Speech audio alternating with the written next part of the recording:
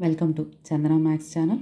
Students, ఈరోజు మనం inter maths 1B 6th chapter direction cosines and direction రేషియోస్లో example problem cube problem ఒకటి నేర్చుకోబోతున్నామ్మా.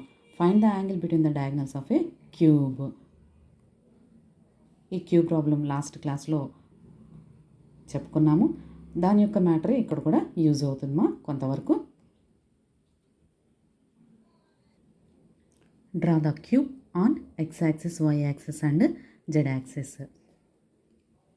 Let the three sides of a cube be x-axis, y-axis and z-axis and their point of intersection.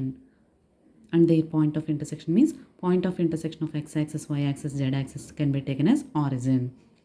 This is one vertex of cube. In a cube, lengths of all sides are equal. Let the length of each side be a units. Therefore, vertices of a cube are origin 0, 0, 0. A point, a vertex lies on x-axis. Then x value exists a units and yz can be taken as 0. B point lies on y-axis. Then y value can be taken as a units and xz values can be taken as 0, 0. C lies on z-axis. Then xy values can be taken as 0 and z value can be taken as a units. D point lies in xy plane.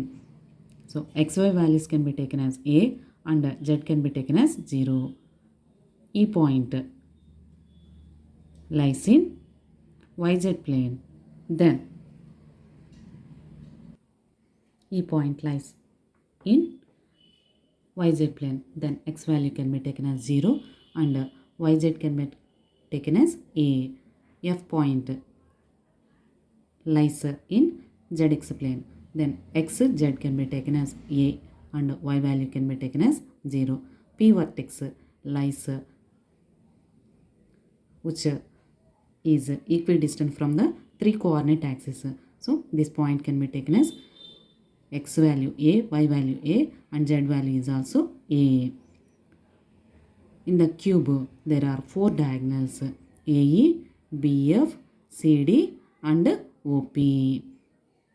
So, A point x-axis మీద పాయింట్తో YZ ప్లేన్లో ఉన్న వర్టెక్స్ని join చేయాలి. Once again diagonals ఎలా తీసుకోవాలమ్మా అంటే x-axis మీద one వర్టెక్స్తో YZ ప్లేన్లో ఉన్న వర్టెక్స్కి join చేస్తే వన్ డయాగ్నల్ ఫామ్ అవుతుంది.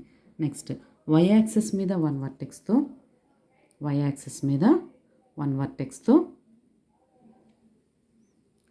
zx ప్లేన్లో ఉన్న వర్టెక్స్ని జాయిన్ చేస్తే BF. నెక్స్ట్ z-axis మీద వర్టెక్స్ Cతో xy ప్లేన్లో ఉన్న వర్టెక్స్ Dకి జాయిన్ చేస్తే అనదర్ డయాగ్నల్. Next OP. ఇలా మనకి 4 డయాగ్నల్స్ ఫామ్ అయినాయమ్మా. ఈ 4 డయాగ్నల్స్కి ఇప్పుడు మనము డిఆర్స్ అండ్ డిసిస్ క్యాలిక్యులేట్ చేద్దాం. DRs of AE. So A point, A vertex, ఈ వర్టెక్స్ ఇలా రాసుకొని x1 y1 z1 x2 y2 z2 అని నేమింగ్ ఇచ్చుకొని డిఆర్స్ క్యాలిక్యులేట్ చేయడానికి formula x2 minus x1 y2 minus y1 z2 minus z1. ఈ వాల్యూస్ని ఇందులో సబ్స్టిట్యూషన్ చేస్తే మనకి మైనస్ ఏ ఏ మరి డిఆర్స్ని ఏబీసీలతో డినోట్ చేస్తాం కదా. ఇలా మనకి డిఆర్స్ ఆఫ్ వన్ డయాగ్నల్. ఇప్పుడు ఇదే డయాగ్నల్కి డిసిస్ క్యాలిక్యులేట్ చేద్దాం. Therefore, DCs of AE bar equal to A by K, B by K, C by K, where K equal to root of A square plus B square plus C square. A అంటే minus ఏ వచ్చింది మనకి డిఆర్స్లో, B అంటే ఏ, C అంటే ఏ. Substitution చేస్తే మనకి √3 into a. So ఇక్కడ K వాల్యూని ABC వాల్యూస్ని సబ్స్టిట్యూషన్ చేసుకుంటే వన్ డయాగ్నల్ యొక్క direction cosines -1/√3, 1/√3, 1/√3. Next second diagonal BF.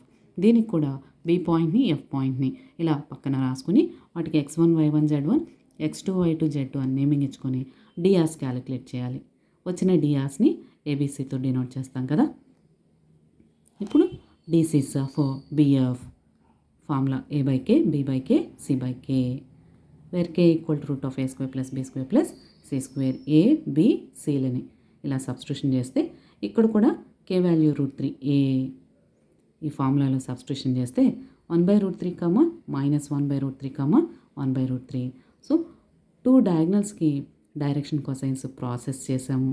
Similarly అని థర్డ్ డయాగ్నల్కి ఫోర్త్ డయాగ్నల్కి డైరెక్షన్ కొసైన్స్ రాసుకుందాం.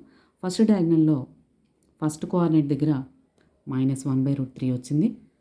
సెకండ్ డయాగ్నల్కి సెకండ్ కోఆర్డినేట్ దగ్గర మైనస్ వచ్చింది అన్నప్పుడు థర్డ్ డయాగ్నల్కి థర్డ్ కోఆర్డినేట్ దగ్గర మైనస్ తీసుకుంటున్నాం.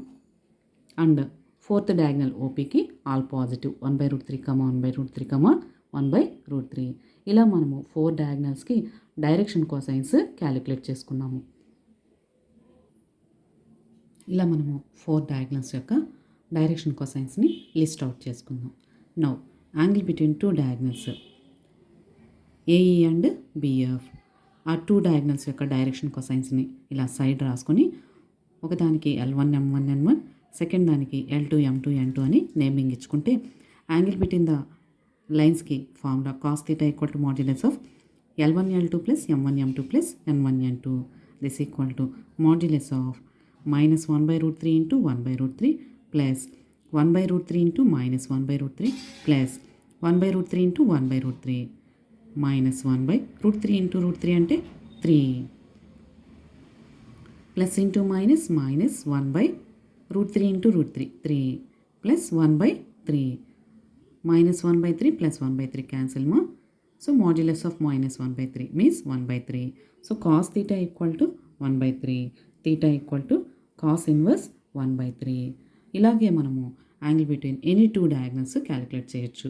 బిఎఫ్కి సిడికి యాంగిల్ క్యాలిక్యులేట్ చేయొచ్చు, సిడి ఓపి క్యాలిక్యులేట్ చేయొచ్చు, ఏఈ సిడి క్యాలిక్యులేట్ చేయొచ్చు. ఇలా ఎనీ 2 డయాగ్నల్స్ యొక్క యాంగిల్ క్యాలిక్యులేట్ చేసినా కూడా ప్రతిసారి మనకి θ = cos ఇన్వర్స్ 1/3 అనే యాంగిల్ ఎగ్జిస్ట్ అవుతుంది. So thank you students. ఈ వీడియో కనుక మీకు నచ్చినట్లయితే లైక్ చేయండి, మీ ఫ్రెండ్స్కి షేర్ చేయండి, సబ్స్క్రైబ్ చేసుకోండి. Thank you.